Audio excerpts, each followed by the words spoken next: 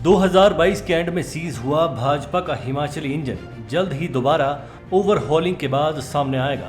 Bhajpa high command ने engine को overhaul करने के लिए जिम्मा political foreman doctor Rajeev Bindal को दिया हुआ है। अभी तक ये उम्मीद थी कि आज कल में डॉक्टर बिंदल इस इंजन को जनता के सामने रख देंगे, लेकिन अभी ये कुछ और दिन के लिए सामने आता नजर नहीं आ रहा, जबकि पूरी भाजपा इसके इंतजार में है कि फोरमैन साहब किस किस गुट के कितने कितने सियासी पुर्जे इस इंजन में फिट करेंगे, क्योंकि इंजन के बनने के बाद ही ये तय होगा कि किस गुट की कितनी पॉलिटिकल हॉर्स पावर बीजेपी के नए इंजन को भविष्य में मिलेगी। यहीं से तय होगा कि मौजूदा दौर में बीजेपी के भीतर जो दूरियां बढ़ी हुई हैं वे खत्म होंगी या फिर इनमें फिर से डिस्टेंस बनेगा। इसकी भी वजह है, थोड़ा सा फ्लैशबैक में चलते हैं।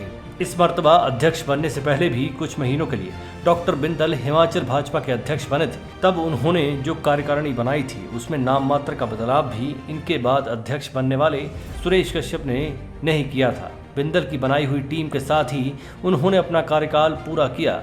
अब फिर से बिंदल के पास कमान आ गई है। इतना तो तय है कि अब बिंदल जो भी बदलाव करेंगे उस बदलाव की चपेट में उनकी पुरानी टीम ही आएगी।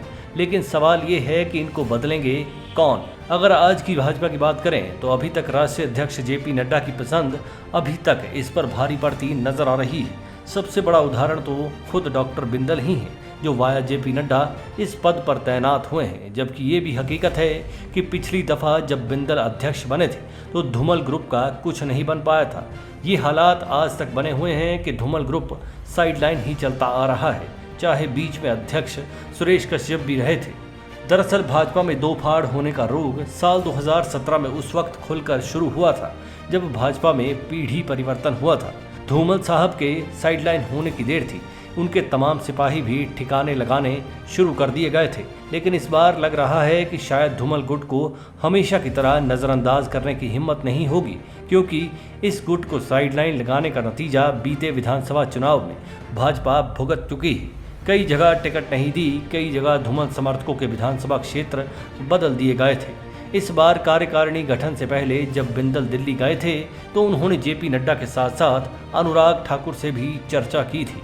बीते विधानसभा चुनाव में जयराम ठाकुर की भी टिकट आवंटन में कोई ज़्यादा नहीं चल पाई थी। सब कुछ जेपी नड्डा के इर्द गिर्द ही रहा था। यही वजह थी कि भाजपा को सियासत का आसमान तो नहीं मिला, अलबत्ता सियासी सितारे गर्दिश में घिर कर रह गए। यही वजह है कि अब सबकी निगाहें बिंदल के उस इंजन पर टिक गई हैं जिस पर चुपचाप पॉलिटिकल वर्कशॉप के अंदर ओवरहॉल करने में जुटे हुए हैं और कोई भनक बाहर नहीं आ रही। जो बाहर आ भी रहा है वो हकीकत में तब्दील नहीं हो रही। मसलन डॉक्टर बिंदल ज्योतिष के लिहाज से चलने वाले नेता माने जाते हैं।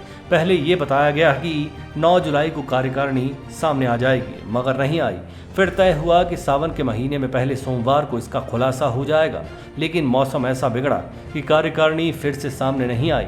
हो सकता है कि बहुत जल्द ही सामने आए, लेकिन देखना ये होगा कि आगामी लोकसभा चुनाव के लिहाज से डॉक्टर बिंदल किस तरह से इस इंजन को दमदार बनाते हैं। हाल फिलहाल जो इंजन था वो पिटा हुआ ही साबित हुआ है। इस इंजन को चुस्त दुरुस्त रखने के लिए डॉक्टर बिंदल को इस मर्तबा हर गुट का गियर इसमें फिट करना होगा।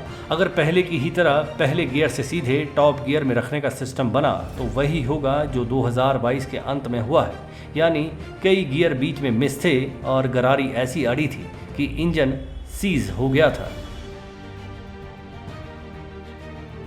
Manish Kaul, black and white news.